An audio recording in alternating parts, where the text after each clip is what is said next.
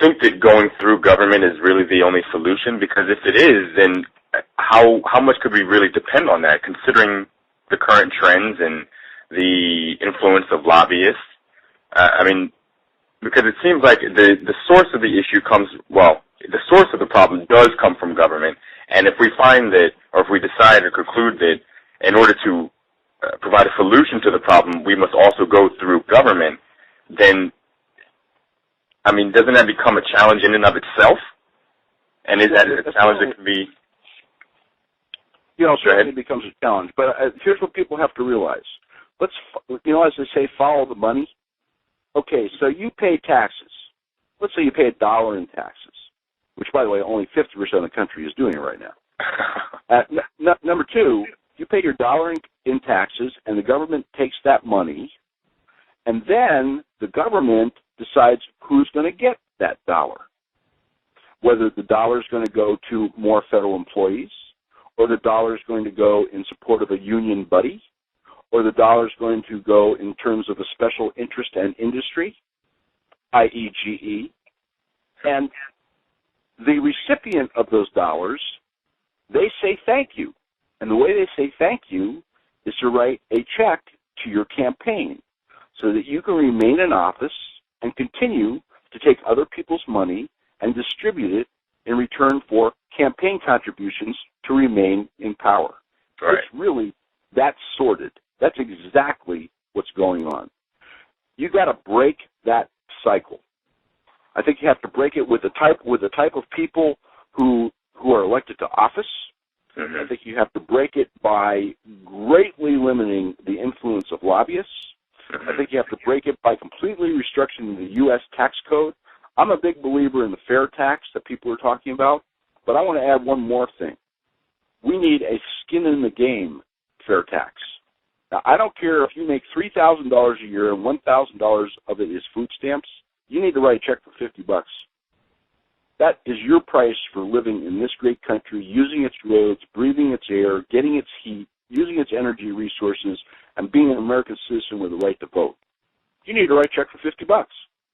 Everybody needs to have skin in this game because it is our game. This is us, the collective us.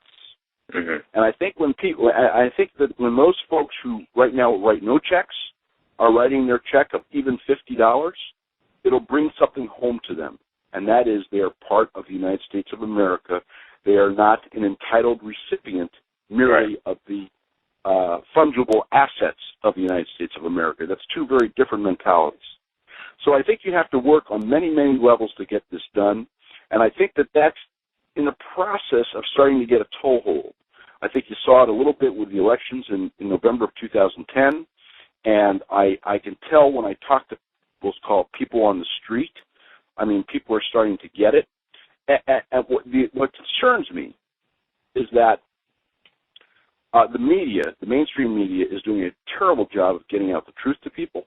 2 plus 2 is 4. It's not 5, it's not 3, it never has been. It will always be 4. And the mainstream media needs to get on the truth. An informed public will generally make the right decisions. It's only when a public is misinformed or not informed that it makes bad decisions. I mean, I have a lot of faith in the American people, but they really need the information in order to pull the right lever at the ballot box, which is, of course, in our country, and rightfully so, how you get things changed. But, I think we're at a tipping point, We're at a paradigm shift. And I think unless people kind of get their hands around this macro concept, and they get involved, and you know what? Listen, involvement can be as little as promise yourself you're going to talk to 5 people this year, and they may not agree with you, but at least at the end of the year, 5 more people will understand how this works in a big picture sense. If everybody does that, then one by one, minds will change, people will become informed, and you will see a massive shift back from this tipping point that this country has reached, back to its roots, back to its fundamental values, back to the Constitution, and back to the basic concept of individual liberty and small government. Right. And until that happens, we're headed for a world of hurt. Right. Right. Although, are we seeing that? We may be seeing the beginning parts of it. Do you think that we're seeing sort of the light bulb starting to flash a little bit? I remember you said earlier. I mean, would that be sufficient? I mean, does it look good? I have a lot of faith in the United States. I have a lot of faith in the American people, and I think we're going to have to weather some very, very rough times. Kind of like a rebirth. Mm-hmm. But I think in the end we will emerge wiser, stronger, more committed to our founding principles, right, and economically more vibrant than we ever have been before. But we need to get on it. I mean, we need to get on it, and we need to stop listening to the siren song of these red herrings. I mean, I listened to this speech the other day by our president talking about the corporate jets. This right. is the day after his wife returned from spending $251,000 of government money for a vacation in Spain. I mean, come on. Give me a break. The corporate jets have nothing to do with anything. The lousy $20 billion a year you can call it subsidies, you can call it incentives, whatever you want, to American oil companies who have paid $1.2 trillion in taxes over the last decade. That's something nobody likes to talk to about, so that they can remain competitive with foreign oil companies who do not operate under the ridiculous regulations which stream daily out of Washington, D.C., is a red herring. This is all class warfare red herring. I mean, wasn't this guy supposed to be the great uniter? I don't think so. Right. People need to understand, once again, we're all in the same boat. There's 9.2 million. We'll take the energy sector. 9.2 million Americans are employed in one way, shape, or form by the energy sector in this country. Oil, natural gas, you name it. Okay? You don't tamper with an industry in the midst of 9.1% published and 17% actual unemployment or underemployment. You don't tamper with an industry that is employing 9.2 million people.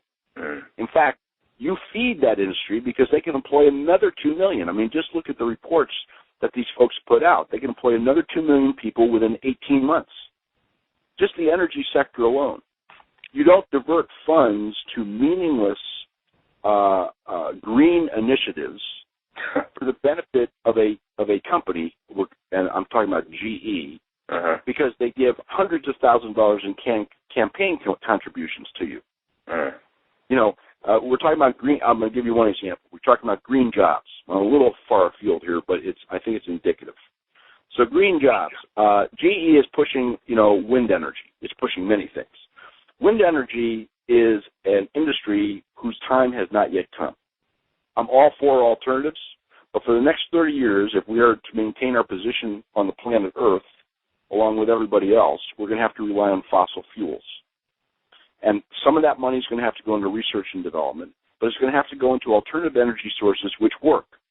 When wind energy requires an 80% subsidy to build the point of generation, i.e. the wind tower, a 90% subsidy to build the 1,000-mile-long transmission line through pristine wilderness to get to a market which does not need the energy, and then the end user on top of all that has to pay 23% more in rates, you don't have a viable energy source. Okay? That's just not something that works yet. And when you try and hoodwink the American public by saying, well, it's going to create green jobs, when the reality is, of the 7,500 or so wind turbines put in by last July, 6,900, i.e. GE, were built in China, that argument kind of falls on its face too. I mean, people need to look past these red herrings. They need to look at the really big picture, and they need to understand the simple and basic relationship of all these moving parts on their daily life, on their daily liberties, and on the future of their children. And then I think people are going to get riled up enough to make the changes, which is really going back to our past. I mean, it's really reaching back for the touchstone of the American spirit that will eventually rescue the country. Okay, well, one final question, and before I get to this final question, it's really interesting because I feel like as far as the people who are affected by the financial crisis but aren't really educating themselves about it, it seems like a default position is that it goes back to this class warfare issue, that the problem comes from corporate America, big-time corporate America. And there isn't much focus at all on government itself, which is really interesting to me. That it seems like there's a major diversion, I suppose, coming from the media. I look in the media just enough to give me an idea of what's going on and what kind of nonsense or possible accuracy could be coming out of the media, but that's really the most. So I suppose that this position, this default position, is coming from the media, and it seems to be a diversion from the role of government to this kind of painting the financial sector, especially, and big corporate America as and the rich and the wealthy, using that word, as the bad guys and the cause of the problems, which is interesting. You happen to be exactly right. What the folks in government, who remember, the current folks in government want bigger government, more power, more control, and more money for themselves, i.e., the political elite and political ruling class. Right. And what they're doing is they're using emotional subterfuge to mask real facts and math. It's just that easy. They're playing on the basic human tendency to be a little bit envious of somebody who has more or somebody who's making way more, and they're subverting that into, without people's knowledge, they're subverting that into default acquiescence, a great term, default. Default acquiescence to the growth in government, which really is being fueled in what I would call a horrible paradox and a horrible hypocrisy. It's being fueled by the favors that they give to special interests, i.e., certain big corporations, GE, that they get back in terms of campaign contributions. I think your point is excellent, and a lot of people are not getting involved because, number one, listen, they're fighting their daily battles, right? Yeah. I mean, when you're struggling to put food on the table, and you're worried about your investment account, and maybe your wife or kid is sick, and you don't know where you're going to get the money to make your mortgage, which is now more than the value of your house. People are not focused on this big picture because they haven't been able. It has not been brought home to them how the big picture affects their ability to make that mortgage payment. You see, the message that has to get out is that these big picture concepts, which are really quite simple if you sit down and spend 10 minutes thinking about them and researching them, these big picture concepts are the answer to your daily problems.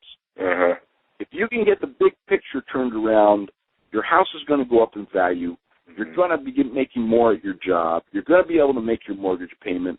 And the price of food is not going to be going up 36% as it did in the last 6 months. Right. Everything is tied. Nothing operates independently. And what the government is working hard to do is keep people's eyes focused on, red herrings and distractions, which are minimal, and to keep people's minds away from the macro, which in effect is the solution to people's daily problems. If you fix the macro in this country, entitlements, growth in government, tax structure, and incentive to private enterprise rather than growth in government, your daily problems of feeding your family and making your mortgage payment will disappear. Now that I'm convinced of.